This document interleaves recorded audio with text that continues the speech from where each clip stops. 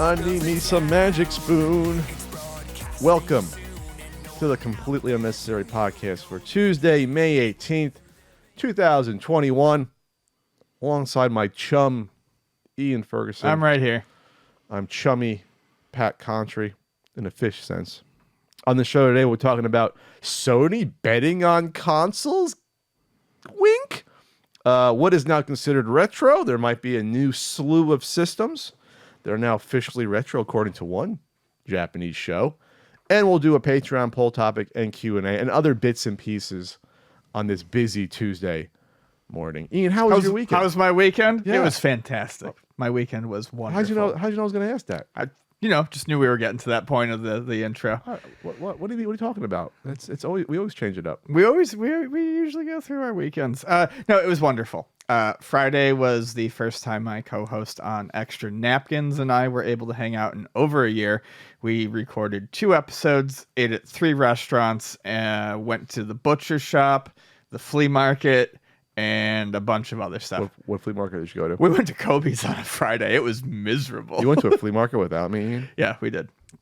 It was awful. What was there? Friday's always nothing. bad. There was nothing there. Friday's always bad to begin with. I told John there wasn't going to be anything there. And then on top of that, we didn't get there until like 11:30. Oh, then you're done. Yeah.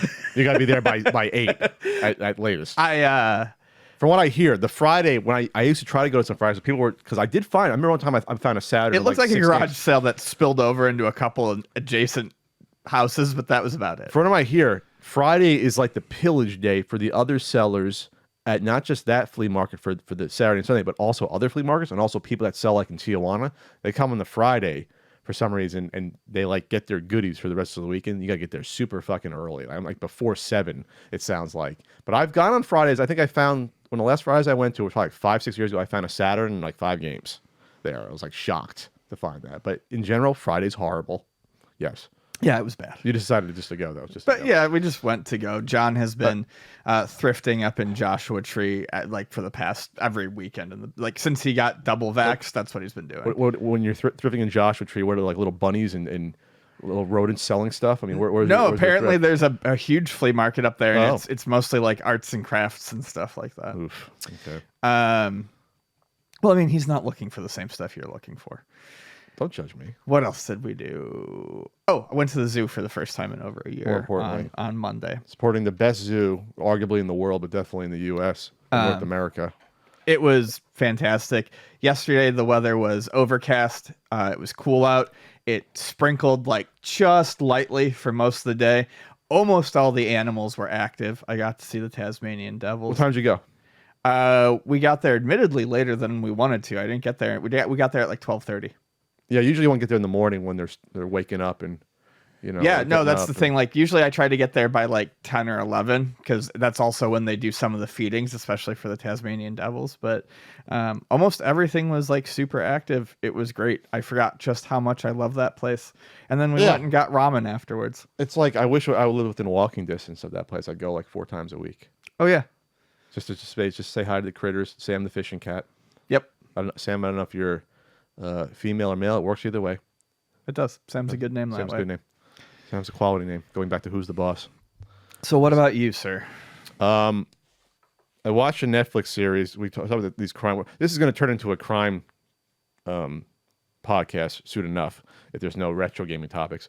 Son of Sam Netflix series called Sons of Sam was on. I think it was new because I hadn't seen. I check Netflix for crime documentaries every 2 weeks. There's usually a new one on there. We've talked about before the Richard Ramirez one and a couple other ones. The weird woman that killed herself on top of the hotel, the Cecily Hotel in L.A. I always ran in L.A. So this is about this Son of Sam. Those who don't know, the Son of Sam killer, one of those famous serial killers from 76 to 77 in New York City, would go up to usually couples in cars that were probably making out or just parked randomly at night and just shoot them with a .44 caliber handgun and terrorize the city for a year.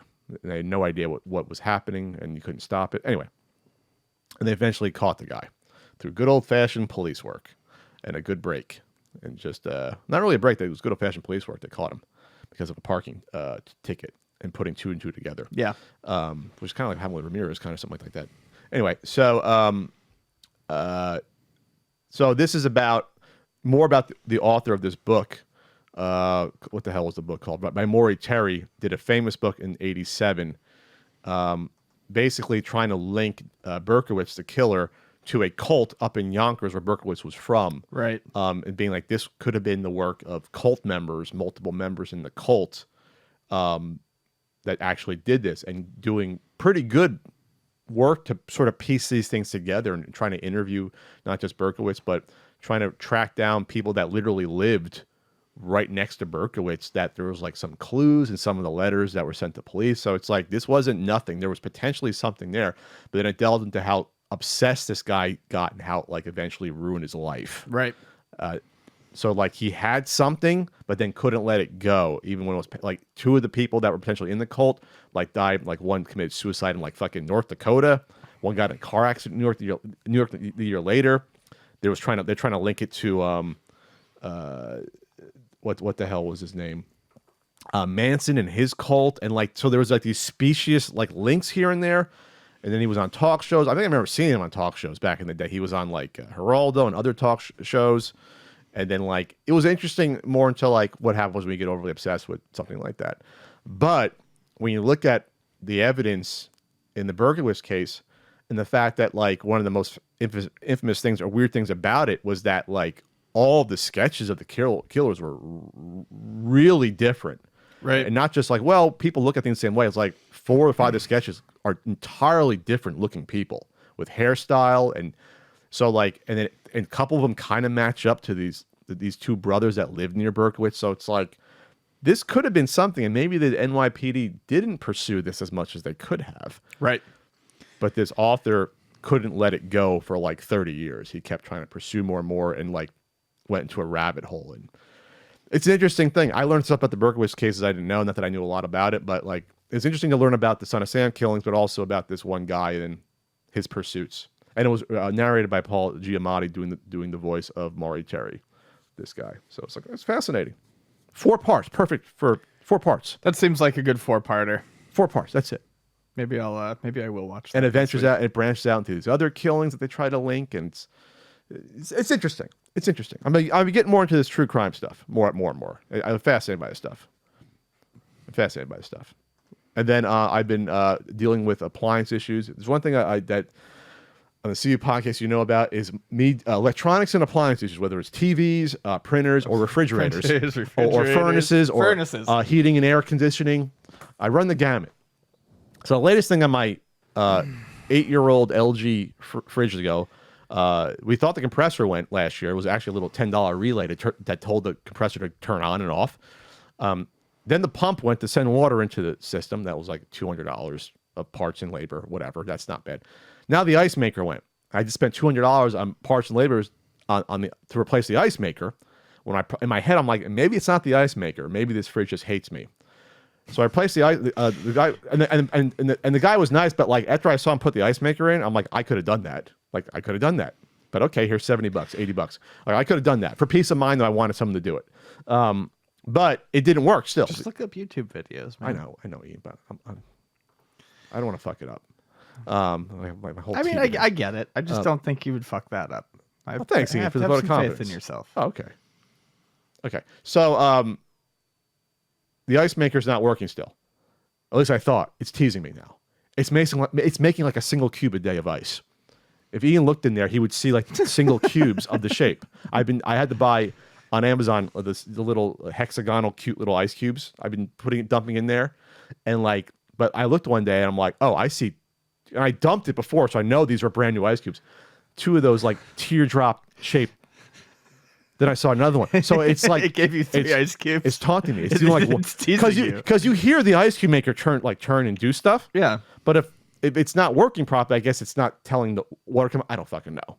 All I know is like now I'm like down to there's literally a motherboard, like a computer board that operates your fridge. Mm-hmm. It installs. It looks like a CPU board to communicate with it. So I'm like, I don't want to go down that route, but if I have to, that's the last thing because there's nothing else to replace.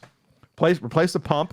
The compressor is fine. Ice maker. That's all the parts of this thing, of a fridge. That's all you get. That's all you have in a refrigerator, besides this fucking motherboard thing.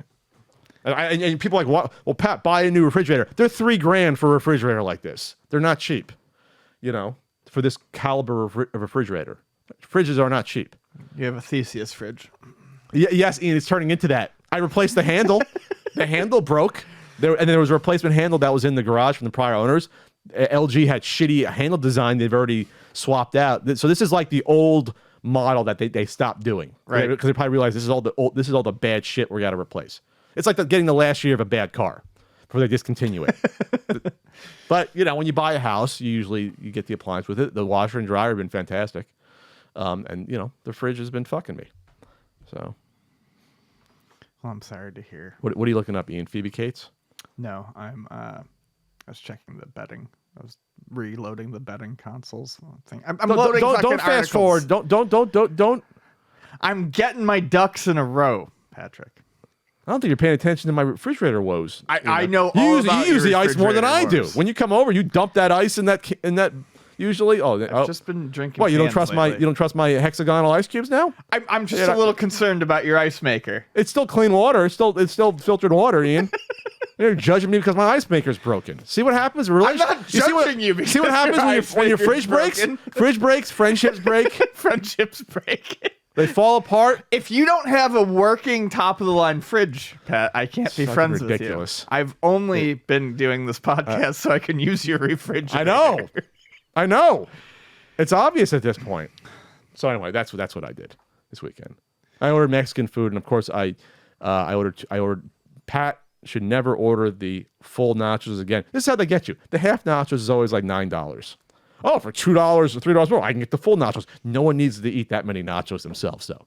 That's how they get you. It's the same thing I go back to with the fucking movie theaters. Thankfully, they're coming back. Push that AMC stock. Movie theaters are coming back, and you get the fucking regular drink for $3.50. Oh, for 75 cents more, I can get the jumbo size that's bigger than my entire bladder space. And like, no one needs to have that much in them. Like, that's how they get you. Speaking of food, though, big news.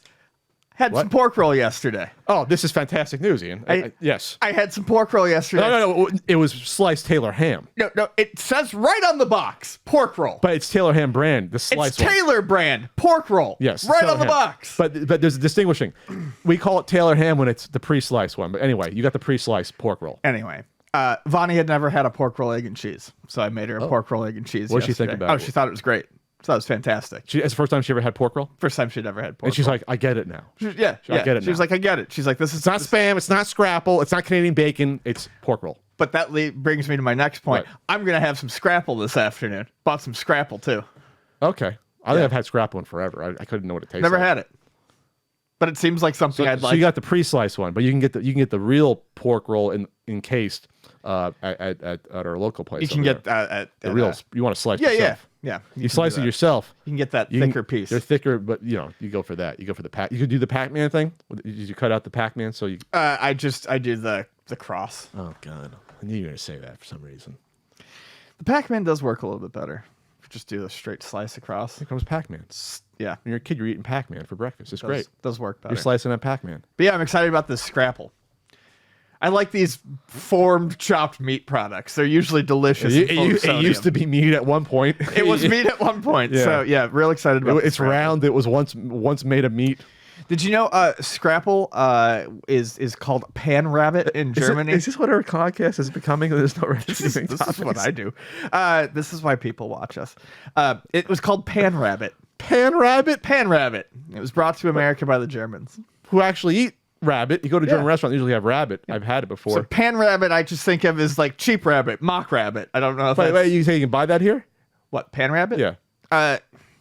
No. Is it rabbit stuck in a roll? No, Pan Rabbit is literally Scrapple. It's just a different name for it. Oh, it's not rabbit. No, it's not rabbit at all. I'm telling you, in Germany, it was rabbit, probably.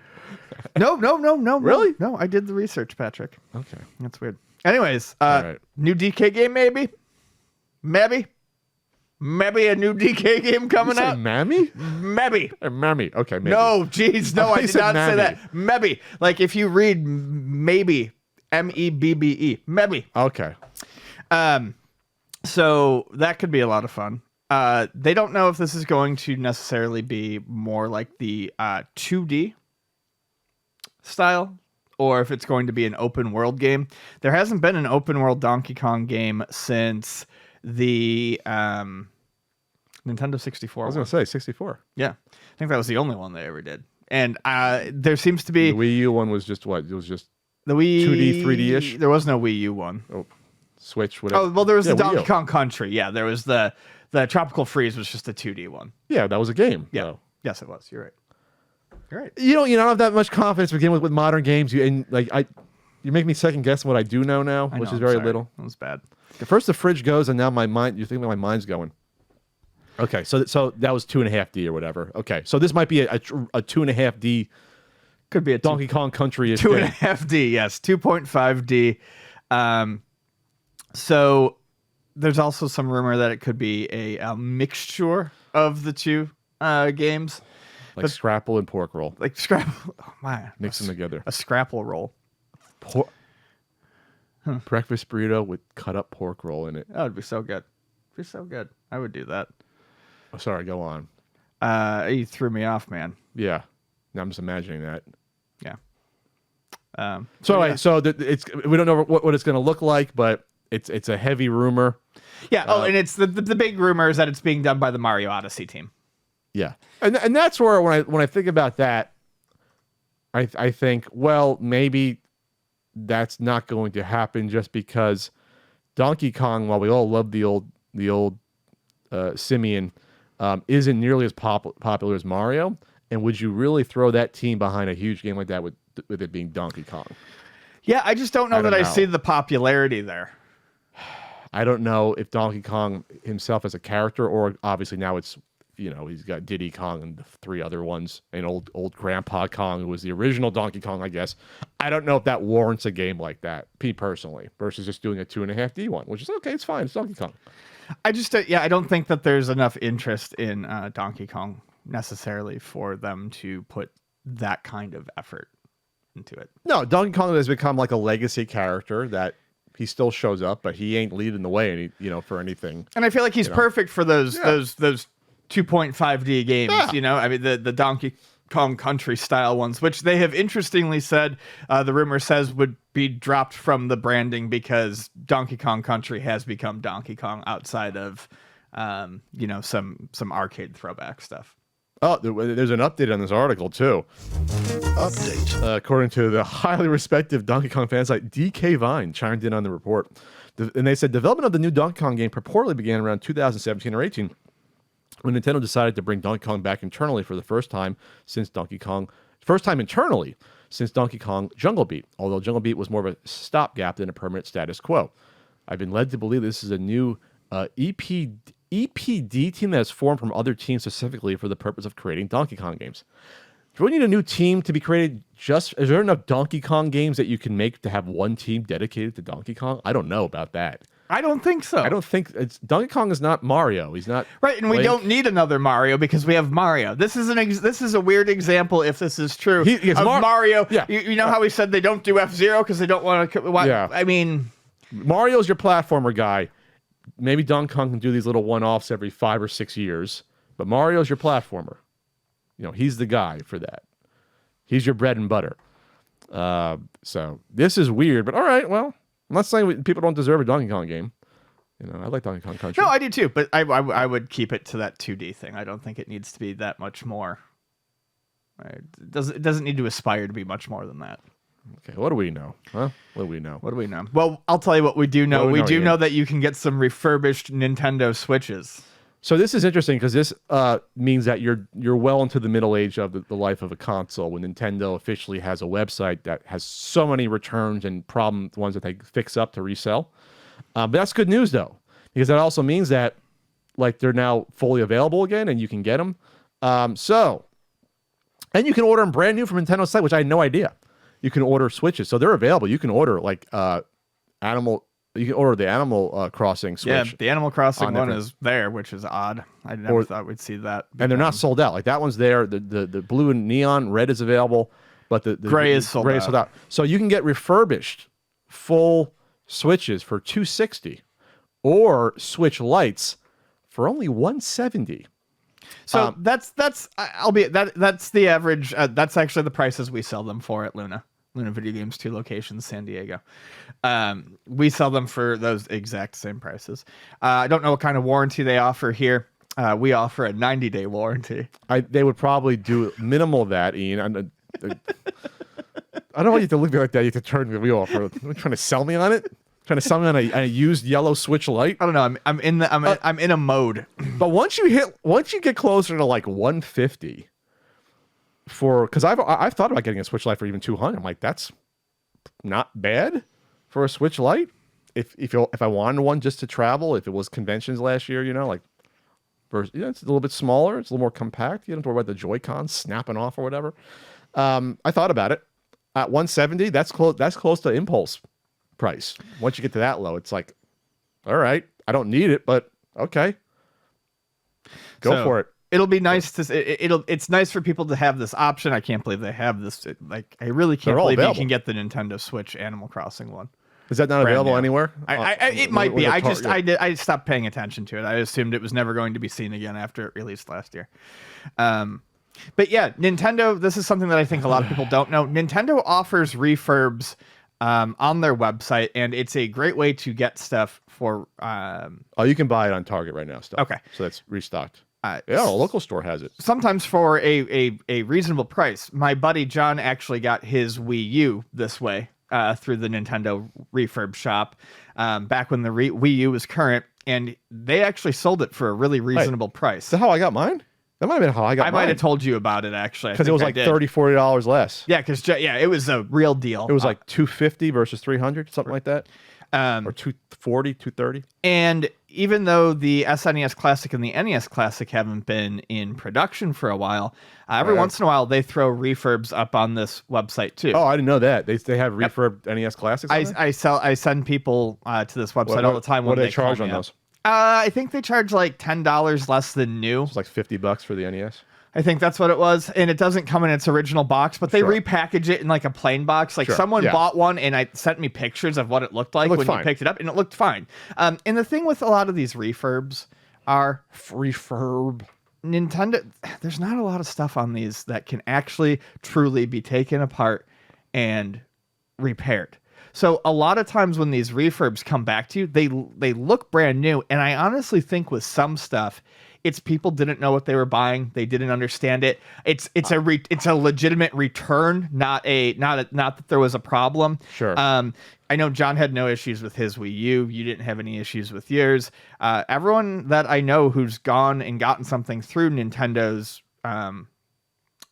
shop, used refurb systems has been really happy with what they've gotten. And again, they usually have warranties. Like if it's officially refurbed, whether it's like an Apple product or what have you, if you're buying it from them, there's usually some sort of warranty on top of it to give you some sort of peace of mind. Usually, but no, that's great. $260 for a Switch when 5 months ago you couldn't find them, and now it's like, oh, $260, here you go. And I wonder though how many of these are either the original one or the 1.1 with the better battery. That might not be clear based upon what they have. That's probably not going to be clear. Oh, no, this one does tell you the model. Oh, it does. It tells you this is the HAC-001-01. Oh, that's the higher battery life. Yeah, that is. Oh, so these might be the newer ones. Because that's all they've been selling the past, 2 years now? Have been the newer ones? Just about a year and a half? I think 2 years, year and a half. So, okay, it's on the website. It tells you what model you're getting. So you're getting the better battery one. Damn it! I should sell mine and get the better. I should try mine into Ludo Video Games 2 locations, and get that.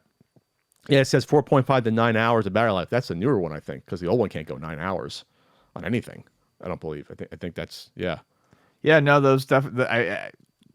This model includes battery life of approximately 4. That's a newer one. Yeah, the older one doesn't have that -01. So cool. Well, there you go. We're hawking Nintendo stuff. They're sponsoring this podcast. No, they're not. They're not. But I could use a Switch Lite. I can use a nice Aqua Switch Lite. I could use another delicious bowl of Magic Spoon cereal. Use code CU Podcast to save $5. Magic Spoon, the best thing potentially we've ever. We have it. We're not officially endorsing it, but we're endorsing Magic Spoon cereal using code CU Podcast. Sorry. I'm also endorsing UltimateNintendo.com, where you can get yummy, colorful books.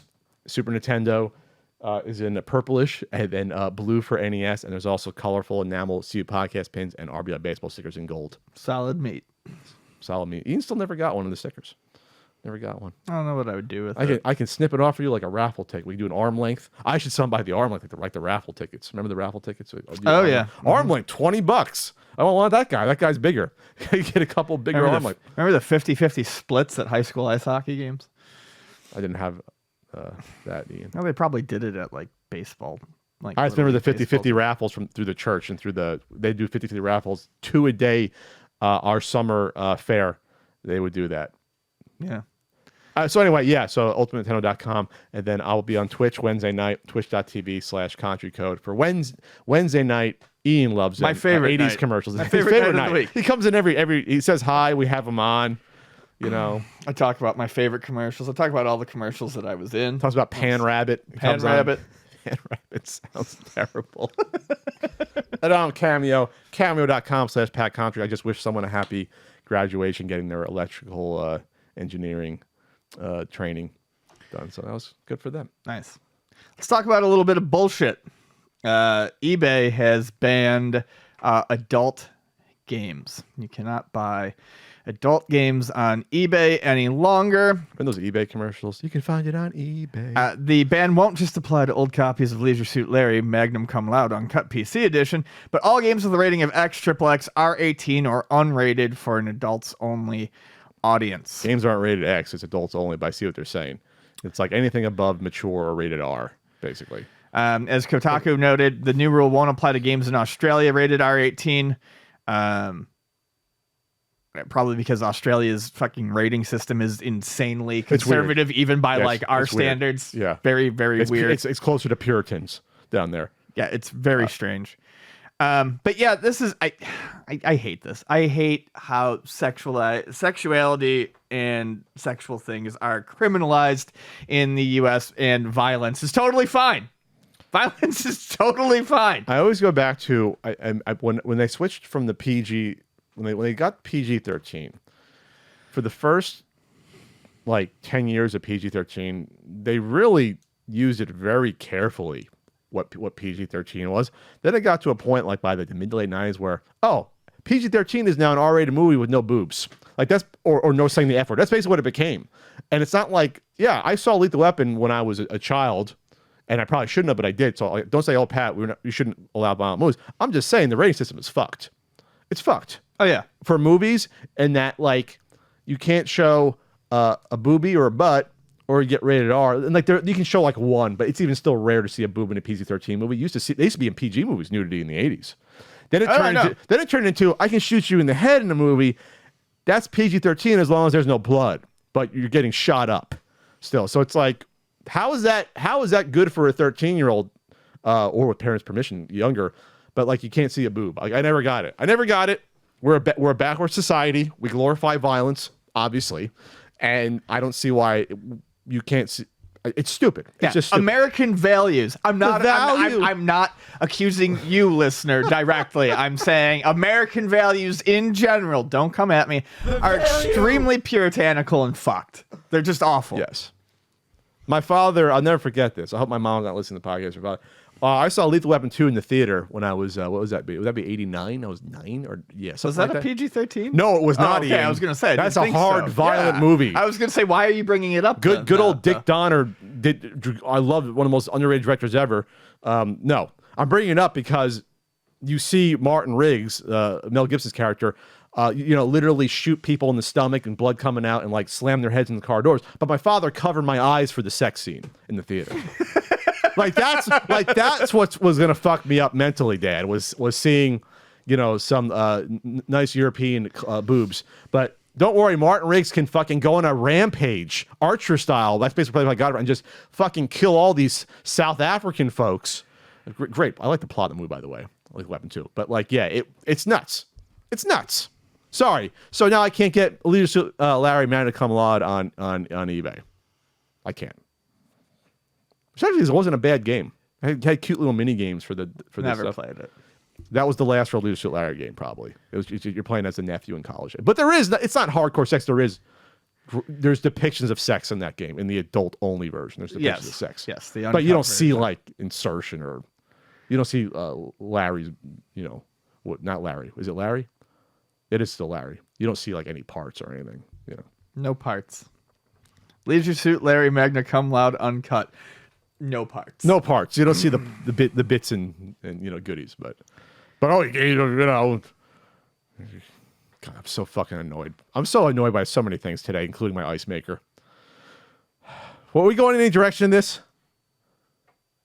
What's that? Can I? So you can't buy any porn from eBay? Because there used to be porn on eBay, I think, Yeah, right? you can't. I remember, like, before I moved out here, a guy that I used to watch wrestling with ordered a lot of porn off of eBay. Did you want to buy used porn on eBay, though? Is that No, like something you want to do? I don't. No. Like, is that something you want to do? Get one of those special flashlights. Check it out. Douse it in rubbing alcohol before you put the disc in? Yeah. I never thought about that. When you were a kid, this goes back to the forest porn and the woods porn. Woods porn, yes. I never was involved with that. Who doesn't love My friends, when they were 12, porn? 13, we're going to go out, and take turns. Like, you guys can have that. I'm good at 12 or 13-year-olds. Even though I would love to see a nudie magazine when I'm 12 or 13, I'm good. That's too weird for me. I'm not running basically a train between yourselves and a magazine when I'm 12. I'm not doing that. Fucking Eddie and Dan, I'm not fucking doing that. over the same rain-soaked copy of Jet. They lived. Dan lived down the street from my Kevin, by the way. Shows his mentality. All right. We ran in the same circles there. It's fucking weird. Sorry, what's happening with this podcast? It's already off the rails here. Off the roll? Off the roll. Xbox. Microsoft is going to Microsoft is going to test. Tetch. Is that a word? John Tesh. Microsoft is going to test that NBA song. NBA and ABC song rules. One of my favorite Conan O'Brien clips ever was like that music put over like various scenes in movies. Oh, that were like over the top. It was hilarious. God, I miss old Conan. Remember the Chuck Norris pole thing for the Chuck Norris scenes?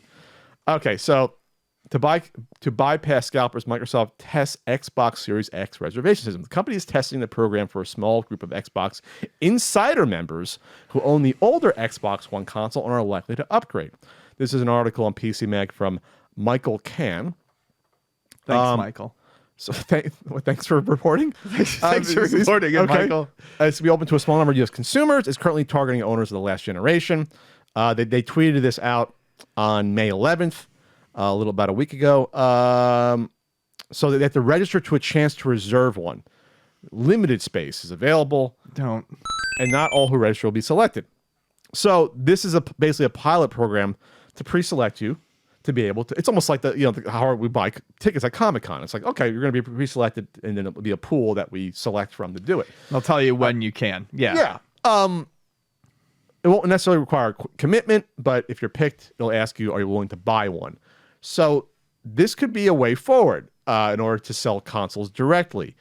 And I don't see, if they have the capacity to ship these out, why someone like Microsoft wouldn't want to try to do this, at least by regional, especially since Microsoft's a U.S. company, shipping to U.S. customers at least, or North America. Like, why not try this out? I'm not saying every company can do this or Nintendo can do this, but like, see if it works. Even if you can help out like 10% of the consumers in this way, you're gonna hurt the scalpers a lot. 10-20%. Like, just sort of cut into it. Yeah, they don't really talk about how they would they select, but I could see this being really handy because there's gonna be another console generation or the next or the next 0.5 upgrade or whatever they decide to do. Basically, have these people who are part of your network sign up. You got all the emails from everyone. Yep, if they're interested. And take a look at some metrics. Look at who plays it the most, who's most likely to want to go right out and buy your new system, and send them an email and be like, hey, we got this Are available. you interested in this? Yeah, maybe you can buy one. We can, if you say yes, we can give you a window of these 2 months where we're going to get one to you.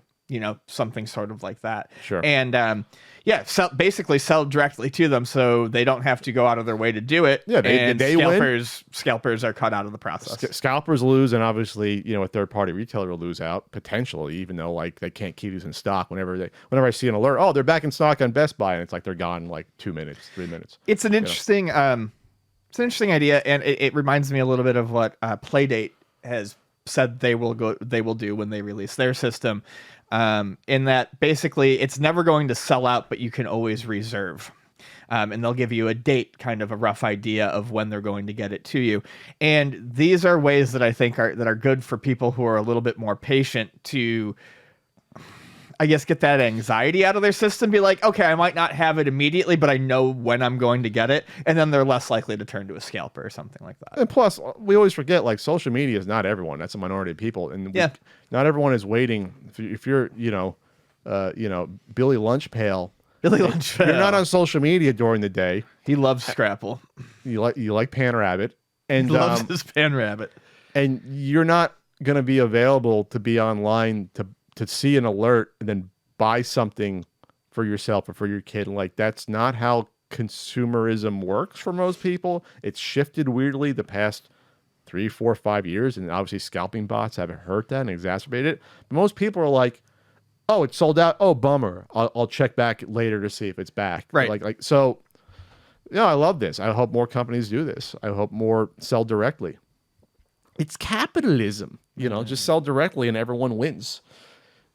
Less scalping, lower prices, more profit for the company making it. Bad for retail though. Sorry, Ian. Bad for retail in the long run. But you'll get the used stuff in. You don't sell new consoles anyway. I mean, we do, but it's not. You sold new Xbox Series X? No. Oh. I mean, we sell modern stuff. We don't sell new, brand new. But we do sell the used versions of Nintendo's idea of new. We do sell used new 3DSs. What the hell's a used new 3DS?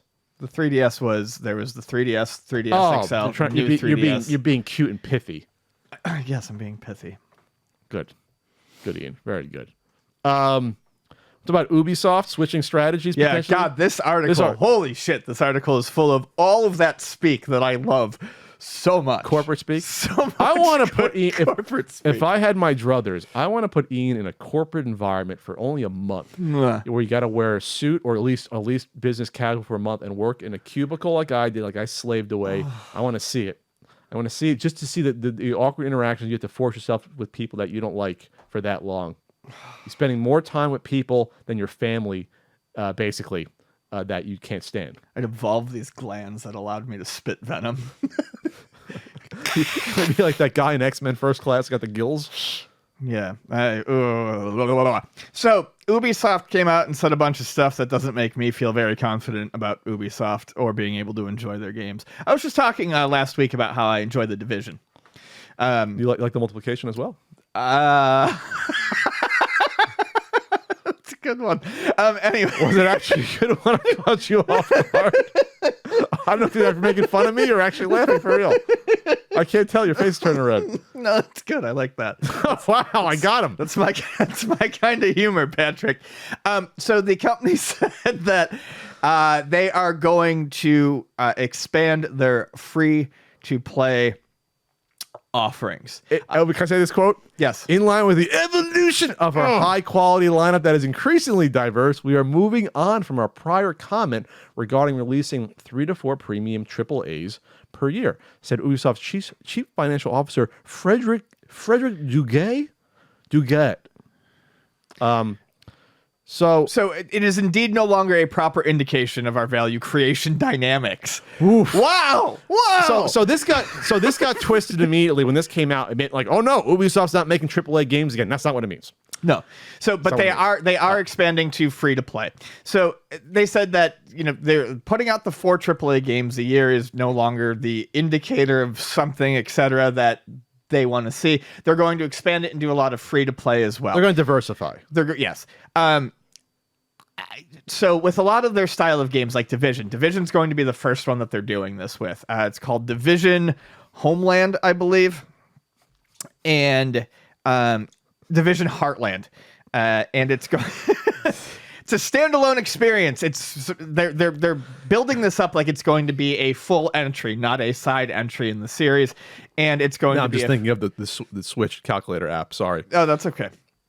And it's going to be free to play, which incidentally completely eliminates all interest I might have had in it. Obviously, they see a lot of money here, and games like The Division are set up very well for this sort of free-to-play freemium model. Destiny kind of did it. Warframe does it. There's a lot of these shoot 'em up games that have made a lot of money charging microtransactions. This line, though, I just want everyone to know, this line kills me. Additionally, we are building high-end free-to-play games to be trending towards AAA ambitions over the long term. So that they're looking to make free-to-play synonymous with AAA, which I think is going to be a tall order. But this is purely a financial communication evolution, and it doesn't change the fact that we continue to expect a high cadence of content delivery, including powerful premium and free-to-play new releases. A high cadence of content delivery. It basically says we're coming out with a lot of crap still. Yes, they're going to come out with a lot of stuff that will probably also include normal AAA experiences. You pay the $60 to $70, you get the game. But they are looking to, I think, in the future, replace that with this free-to-play stuff. Because they realize that, wow, we can sell $60 to everyone, or we can have most people play it for free, but there's going to be like 10% of the idiots that spend $800 per game. And we'll make more money over, because that's basically how this stuff works. You have the whales you have like 10% of the people that spend 90% of the dollars on these mobile games. That's how it works. Yep. Most people spend very little or nothing, right?